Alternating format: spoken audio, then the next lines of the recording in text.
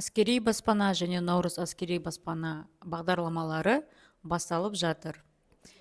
Келесі дүйсенбеден бастап, яғни 17 қарашадан бастап, екі бағдарлама басталады. Біріншісі әскери баспана, екіншісі Наурыз әскери.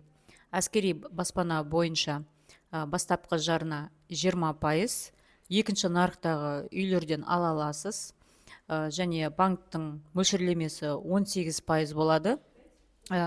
Максималды 50 миллион үйін рәсімдеуіңізге болады.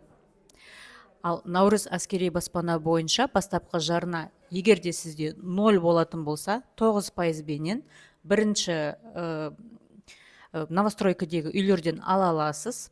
Астана, Алматы қаласында максимум 36 миллионның үйін қарастыруға болады, қалған қалаларда 30 миллионның үйін қарастыруға болады.